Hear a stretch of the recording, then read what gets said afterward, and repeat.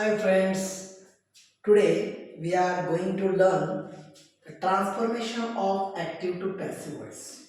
It is our seventh video, and as we have started our previous videos on tense as well as last video was on voice, so this video will be on transformation or change active to passive.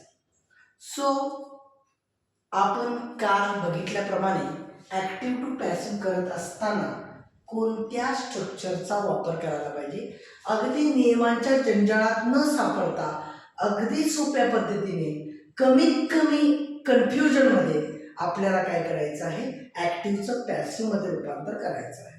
तर मी इथं बाजूला डावीकडे left साइडला structure दिलेलं आहे. So as I have provided you the structure, by using this structure you can change active to passive.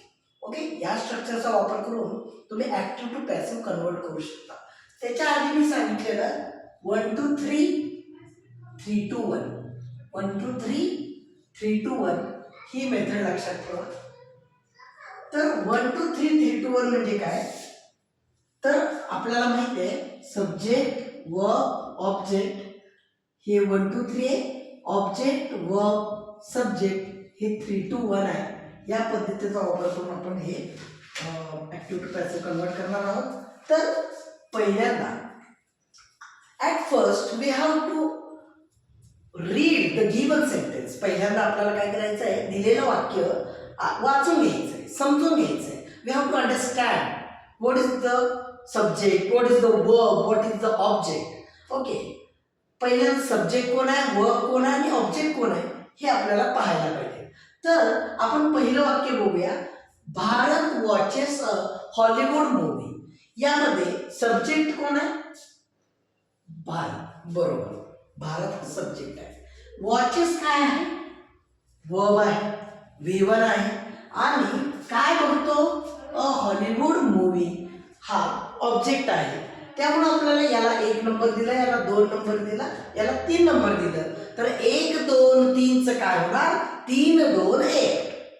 तर या पद्धतीने आपल्याला लक्षात ठेवायचं आहे. तर याच्यामध्ये 3 नंबरला कोण आहे, अ हॉलिवूड मूवी. अ हॉलिवूड मूवी. ओके, त्यानंतर हॉलिवूड मूवी, त्यानंतर आपला वर्बचा फॉर्म कुठला आहे, V1. V1 चं रूपांतर कशात करणार आहे आपण, V1 चं काय करायचं, अमेझॉन V3. काय करायचं, अमेझॉन V3. मग हॉलिवूड मूवी एक आहे का अनेक आहे, एक आहे. मग काय वापरणार, ॲम वापरणार का इज वापरणार का आर वापरणार, तर इज. सिंग्युलर असल्यामुळे आपण इज वापरणार. Is a Hollywood movie is. वॉचचं V3 काय येणार, वॉच्ड. काय येणार, वॉच्ड. त्याच्यानंतर आपल्याला वापरायचा बाय. काय वापरायचं आहे, बाय. कोणी बघितली, कोणाकडून बघितली गेली, भारत. इथं आपल्याला येतं भारत. ओके, म्हणजे आपला पॅसिव्ह रचना काय असेल, a Hollywood movie is watched by Bharat. Okay, V1 चं काय होणार, अमेझॉन V3. ठीक आहे. तर आपण त्याच्या दुसऱ्या वाक्यात जाणार V2. V2 चं वाक्यात पॅसिव्ह करताना वॉज वेअर V3 करायचं, वॉज वेअर V3. ठीक आहे. या वाक्यामध्ये सब्जेक्ट कोण आहे, हम्टी अँड डम्टी. वर्ब काय, प्लेड. आणि ऑब्जेक्ट काय, टग ऑफ वॉर. ओके, 1 2 3 3 2 1. तर या 3 नंबरला कोण आहे, टग ऑफ वॉर.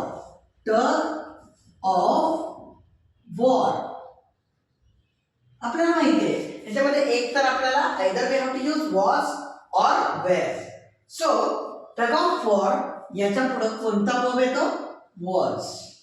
कारण सिंग्युलर गेम आहे. Tug of war, tug of war was. V3 काय ना, played by Humpty and Dumpty. Humpty and Dumpty. Tug of war was played by Humpty and Dumpty. याला म्हणतात V2 चा was were V3. त्यानंतर आपल्याला बघायचे third Rachana, will V1 चा will be V3. Will V1 चा विल बी V3. बघा इथं विल बी वन आलेला आहे, हे वर्ब आहे, हा सब्जेक्ट आहे, हा ऑब्जेक्ट आहे. तर आपण 1 2 3 3 2 1 करणार आहे. 3 नंबरला कोण आहे? The dispute. विलचं काय होते? Will be V3. The dispute will be रिझॉल्वचं V3 काय होणार? रिझॉल्वड. काय होणार? रिझॉल्वड बाय सब्जेक्ट कोण आहे? ही. हीचं काय होणार? हिम. काय होणार? हिम.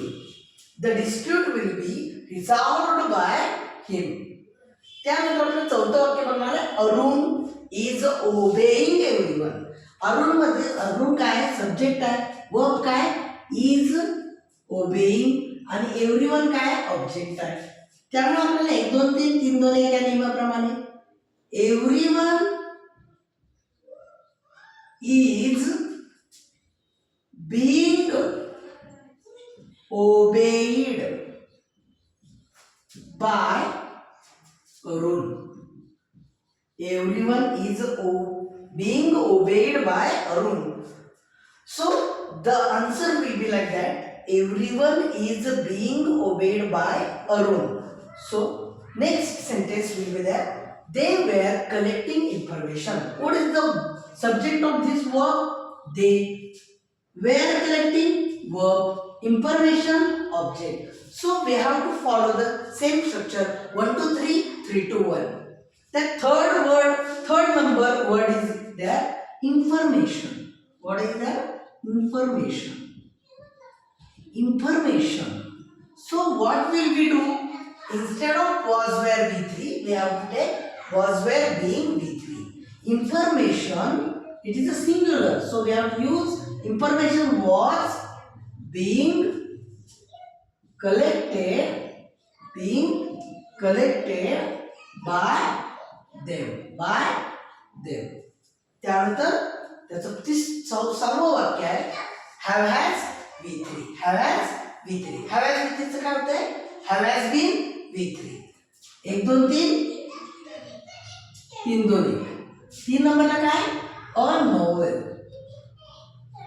novel. have has V3, have has been V3. It is a singular, that's why we are taking has. A novel has been published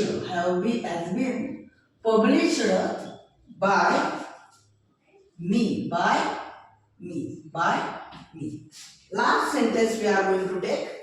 The singer had sung a melodious song. What is the subject? The singer. Verb had sung. Object a melodious song. 1 2 3 3 2 1. A melodious song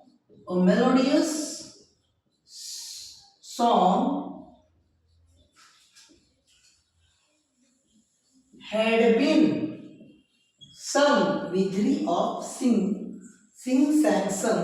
The melodious song had been sung by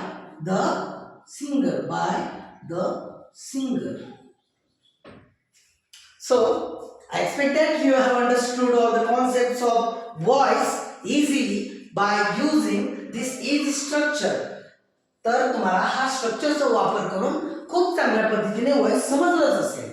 तर असेच आम्ही अजून भरपूर video घेऊन येणार आहे. भरपूर आपली ग्रामरची प्रॅक्टिस आपल्याला करायची आहे. So we have to do practice again and again to tackle all the problems of the grammar, and grammar is very easy if we make practice each and every day. तर आपल्याला हे खूप सोपं वाटणार आहे आणि तुमच्या मदतीसाठी आहे संजय सर. आणि संजय सरांचे व्हिडिओ तुम्हाला कायम पाहायचे असतील तर या चॅनेलला सबस्क्राईब करा, लाईक करा, शेअर करा आणि बेल आयकॉन दाबा, जेणेकरून जे व्हिडिओ टाकले जातील तुम्हाला ते पोहोचत जातील. अगदी फ्री ऑफ कॉस्ट तुम्ही बघू शकता आणि समजून घेऊ शकता. तुमचे काही प्रश्न असतील तर कमेंट सेक्शन मध्ये तुम्ही जाऊन कमेंट करू शकता. आणि व्हिडिओ आवडला असेल जाऊन कमेंट करा. आणि आपण याच्या पुढचा भाग पुढच्या व्हिडिओमध्ये बघणार आहोत. धन्यवाद.